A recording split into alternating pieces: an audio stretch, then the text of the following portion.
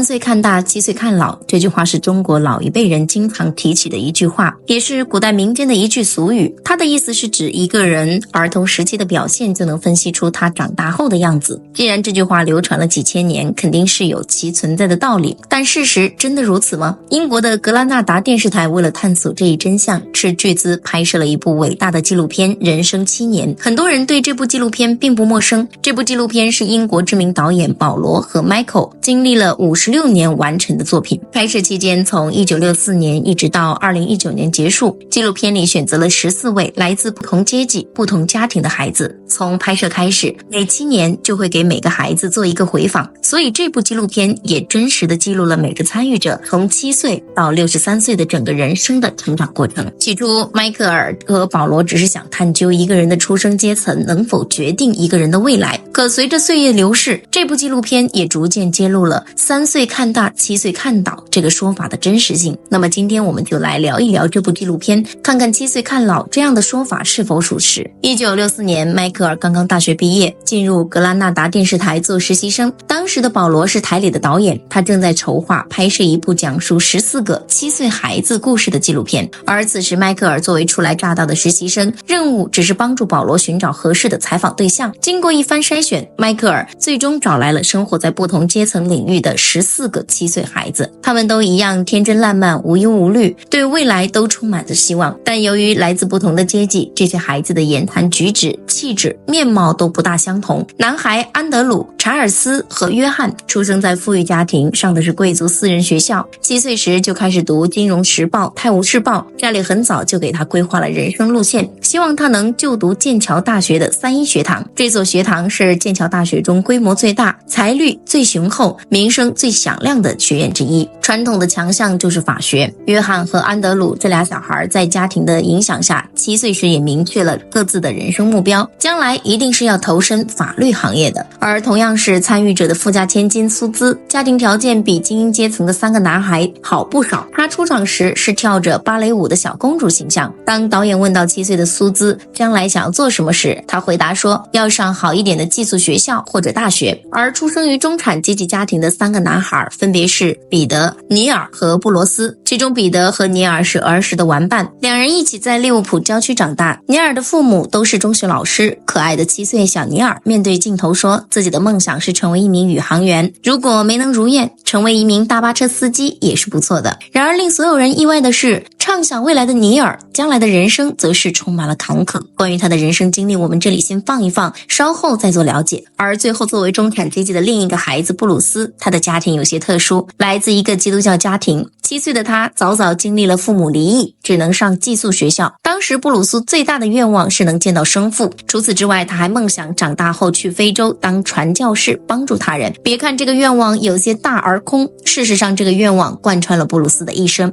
接下来就是出生在农民家庭的尼克，从小性格内向，但对知识有着强烈渴望。7岁时，小尼克就说将来长大了想要研究月球。而苏珊、杰基和林恩则是来自普通工人家庭的3个女孩，其中苏珊在3个女孩中性格活泼开朗，她的理想是长大后去沃尔沃斯超市上班。托尼是出生于伦敦东区最底层家庭的男孩，儿时的他非常顽皮。7岁时的托尼就觉得打架是最重要的事，长大后的梦想是成为一名赛马骑师。保罗和西蒙是伦敦西区福利院里的2个孩子，他们的性格都有些内向，稍稍有些自卑。保罗的父母离异后，将他暂时送到了福利院。14岁时，他生父就来将其接到了澳大利亚，与继母一起居住在墨尔本郊区。西蒙是纪录片里唯一的黑人男孩，他从出生起就一直被周围人议论他是个私生子，不仅从来没见过亲生父亲，母亲也因为无法承担生活开销，把他送到了福利院。这14个孩子包罗了当时英国社会的各个阶层，尽管孩子们的年龄很小，但从他们的言谈举止和对未来的畅想中，确实看出家庭背景以及成长环境不一样。那么几十年过去了，是不是真的像老话说的那样7岁看老呢？事实实上，这些孩子的确没有逃脱掉7岁看老的箴言，14个孩子中只有1个人冲破了固有阶层。那么到底是谁成功打破了这个阶层呢？1970年，格拉纳达电视台决定回访当年参与拍摄的14位孩子，迈克尔这才正式成为了人生7年的制片人和导演。此后每隔7年，迈克尔就会重新采访这些孩子，而镜头下也真实记录了这些孩子7岁到63岁的人生。富家千金苏兹原本是备受父母呵护的小公主，没想到在14岁那年父母离异，而此后苏兹的生活不再无忧无虑，反而多了些叛逆和迷茫。21岁在接受采访时，观众们也发现她有着明显的颓废感。虽说金发碧眼的苏兹依旧过着公主般的生活，穿着也很时尚，但手上却拿着香烟，时不时就会吸一口。除此之外，苏兹16岁就已经辍学，去巴黎读了几年书。也许是受到父母感情的影响，苏兹对于家庭和婚姻充满了不屑和怀疑，个人也没有成家和要小孩的打算。好在之后一个男人的出现彻底改变了苏兹的颓废，他就是罗伯特，苏兹的老公。伯特是一名小有成就的律师，他用爱融化了苏兹。婚后两人一共育有2个儿子1个女儿，苏兹也成了一名全职的家庭主妇，性格也变得更加温婉乐观。56岁时的苏兹生活十分安逸，年少的颓废和迷茫完全消失了，眼睛里也能看到他7岁时独有的清澈和明亮。而他和鲁伯特的婚姻也始终美满幸福。比起苏兹有起有落的生活，安德鲁的生活就一帆风顺多了。先是考上自己理想中的剑桥大学3一学堂，随后娶妻生子，只要是他想做的都做了，想要的也都得到了，生活可谓是一帆风顺。老年时，安德鲁也承认精英出身这份来自上天的礼物让他受益一生，并且他也认为阶层是存在的，从现在一直到未来都将会一直存在。精英阶层里的另一位帅哥查尔斯也是一路从牛津小学到查特豪斯公学，再到杜伦大学，毕业后也是直接步入了 BBC 做了制片人和导演。很可惜，他从21岁后就再也没有参与过节目的录制。同样出身精英阶层的约翰考上了剑桥大学，成为了一名皇家律师。35岁结婚时娶了前保加利亚大使的女儿，而在那之前，约翰的曾祖父曾经是保加利亚的首相，他本人也有着3/4保加利亚的血统。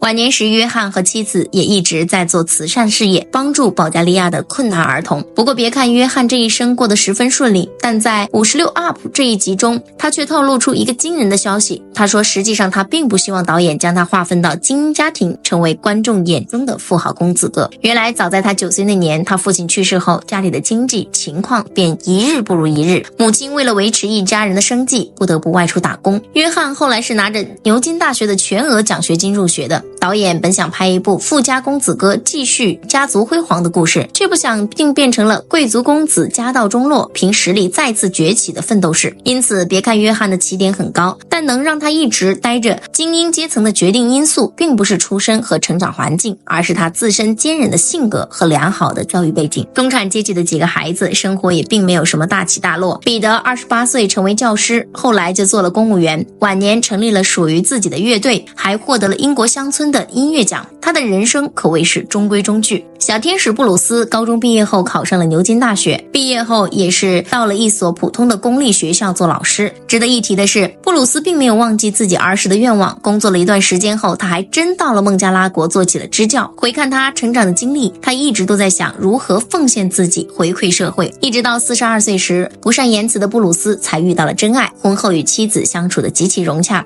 老来得子的他把家庭看得比什么都重要。或许是儿时有过父母离异的经历，缺乏父爱的布鲁斯会花费很多时间来陪伴2个儿子玩耍。在他看来，这是爸爸该做的事，也不能缺席。跟布鲁斯有着同样想法的西蒙，由于是在福利院长大，从小没有体会过父爱的他，一直非常努力的想要当一个好爸爸。28岁时，他与第一任妻子结婚，生育了5个孩子。2人离婚后，西蒙再婚，与第2任妻子又生了1个孩子。40多岁时，西蒙开始筹划自己开一家小的寄养所，原因是因为自己儿时待过的那家福利院并不怎么样，他在那里成长期间并没有感受到爱意。此后寄养所顺利的开了起来，截止到西蒙63岁时，他的寄养所已经陆续收养过130多名儿童了。虽说收养这么多孩子会让西蒙时常感到有些疲惫，但每次看到孩子们发自内心的对他表达爱意时，他也会觉得一切的付出都是值得的。在西蒙充满爱的呵护下，很多孩子即使离开了这里，也还会时不时的打电话或者回来看望西蒙，这也让他倍感欣慰。欣慰。而接下来，尼尔、托尼、苏珊、尼克这几位孩子，他们的生活并没有像前面这些孩子一样顺利，但从他们身上却能看到不一样的东西。还记得工人阶层中的苏珊吗？她和另外2位朋友杰基和林恩一样，成年后都毫无意外地遭遇各种不顺心、离异、贫穷、独自抚养孩子等等，各种生活难题充斥着他们的生活。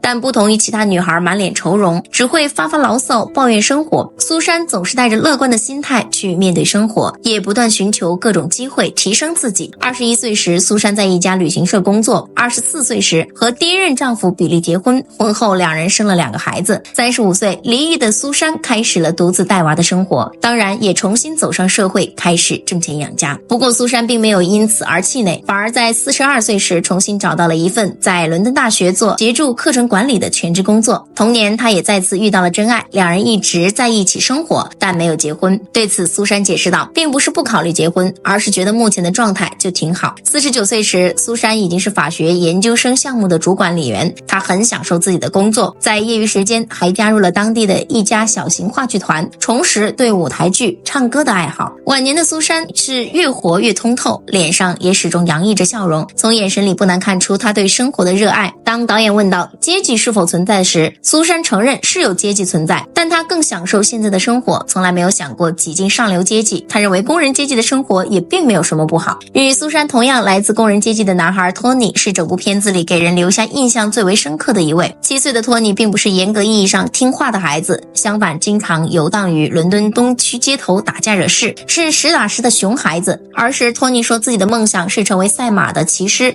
，14岁时他也确实成为一名马场的学徒，而他最好的赛马成绩也只是第4名。21 UP 这集中，当谈起赛马经历时，托尼的脸上也是洋溢着兴奋、喜悦和骄傲。在他的观念里，赛马骑师绝对是高贵和荣耀的代名词，而这一观念的形成也与他成长环境是分不开的。托尼从小经常跟着父亲出入赛马赛狗场，可以这么说，赛马赛狗场正是托尼人生理想生根发芽的地方。不过后来托尼也承认他在赛马方面没有天赋，于是便追求自己的第2个人生理想，成为出租车司机。21岁的托尼一面骑着摩托车走街串巷为开出租车做准备，另一面游走于赛狗场帮赌徒下注赚钱。托尼说，当你总是看到爸爸赌钱时，就会想着试试自己的运气。听着他无所谓的态度，导演迈克尔就曾在21 UP 中预言过，如果按照此人生轨迹走下去，或许托尼迟早掉进监狱。可接下来的故事发展竟令观众和迈克尔难以置信。28岁时，托尼不仅有了自己的出租车，甚至还能自食其力养家糊口。他曾多次尝试创业，但每次都以失败告终。晚年时，由于 Uber 等打车软件的崛起，很大程度上影响到了传统出租车司机的收入。失去工作的托尼带着家人搬到了乡下老家，在乡下，托尼买了一栋房子，还养了几匹马。业余时间，他还会报名表演训练班，去剧组客串配角。总而言之，托尼的生活也是悠然自得。他始终相信，喜欢的事情就一定要去尝试，不管最后成没成功，至少自己尝试过了。而作为最后2位人物尼尔和尼克，他们的成长经历是一对鲜明的对照组。先说尼克，他是14位孩子中唯一实现阶级跨越、逆袭成为精英阶层的孩子。在录制7 UP 时，腼腆很少与周遭社会进行互动的尼克属于典型的乡下孩子，但尼克从小就展示出对知识的渴望，他不想一辈子窝在农场。14岁时，他就离开了农村去寄宿学校读书，也是从那时起，他对物理和化学产生了兴趣。21岁，尼克考上了牛津大学，28岁时前往美国威斯康辛大学做核聚变研究。在28 UP 这一集中，尼克没有了儿时的腼腆和沉默，反而意气风发，向导演介绍自己的工作，并介绍自己的第1任妻子给导演认识。35岁时，尼克成为副教授，42岁时成为正教授，而此时他已经与第1任妻子离婚，并与第2任妻子再婚了。整部纪录片见证了尼克从羞涩的乡下小男孩到充满学识、自信的大学教授的转变。当时很多观众看到这里纷纷感慨，虽然无法选择自己的起点，但通过努力学习是可以打破阶级壁垒的。而与尼克形成对照的尼尔就显得有些落寞了。尼克是实现了阶级跨越，而尼尔的人生则是完全跌到了谷底。7岁时的小尼尔还是无忧无虑，说着自己想要当宇航旁人的中产阶级小少爷，接受着相对不错的教育。按照这样的人生轨迹，他或许会有一份像样的工作，娶妻生子，儿孙满堂。只可惜现实要比预想中残酷得多。21岁时，尼尔没能考上理想的大学，从此意志消沉，随便挑了一家不入流的大学，读了1年后就辍学了。随后便在建筑工地工作，住在旧旧屋里。成年后的尼尔失去了儿时的灵气，每次出镜都变得越来越局促不安，甚至谈话时也不敢直视导演，目光总是躲躲闪闪。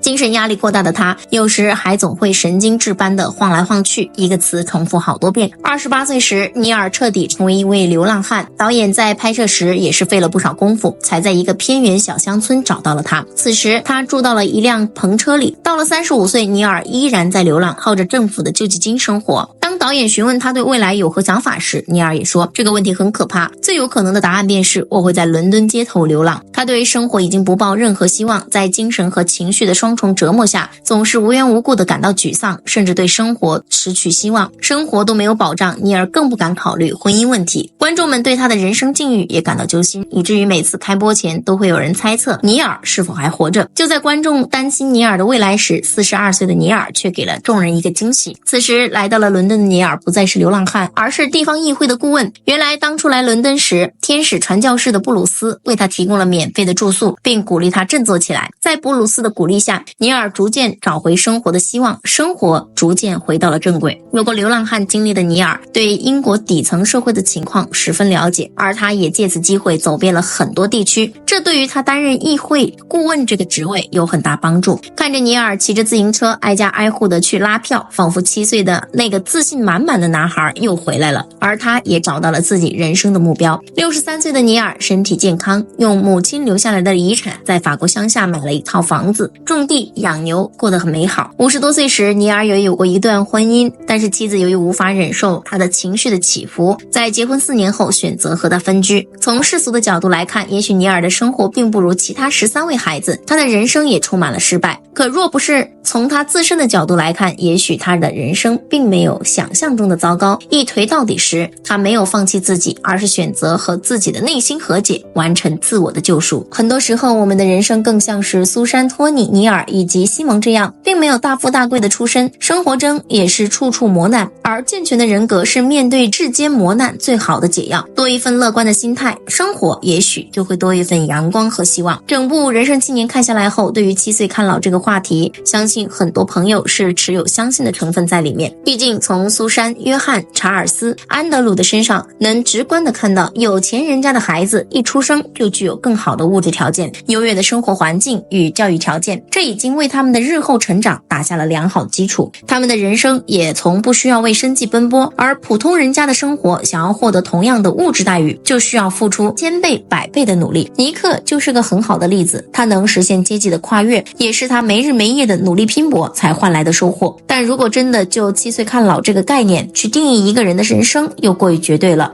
逆袭成功的尼克在63 UP 中被诊断出患有喉癌，晚年的他也一直在跟癌症做斗争。如果尼克没有研究核能，他也不会接触到放射性药物，一直留下来乡下呼吸新鲜空气，又怎会患上癌症呢？但从小希望能够离开乡下去看看外面世界的尼克，让他一辈子待在乡下农场，他又是否会真的愿意呢？采访中有这样的一个片段，迈克尔问尼克，你一生中最幸福的时刻是什么时候？尼克毫不犹豫地回答，是他儿子出生的那一刻。他说，当他抱着儿子的那一刻，他的内心充斥着前所未有的喜悦。当然，出身社会底层的托尼当了一辈子的出租车司机，在大多数人看来，他的人生都是平庸失败的。可托尼每次出场都是热情洋溢，脸上始终带着笑容，这也是其他人都没有的。你能说托尼的人生是失败不幸福的吗？迈克尔同样也询问了精英出身的约翰一个问题：63岁的你回顾前半生，你认为对你最重要的东西是什么？约翰的回答并不是事业、成就以及金钱，而是妻子、孩子、家人、朋友。如果再有一个选项，他还会加上自己养的宠物们。人的一生中蕴含着无数的变数，每个人对于幸福与成功的诠释都不一样。真正的精彩与幸福不在于外界的评价，而在于当你步入暮年，回首往昔，心中没有遗憾，只有满足与平静，那么这样的一生无疑就是幸福精彩的。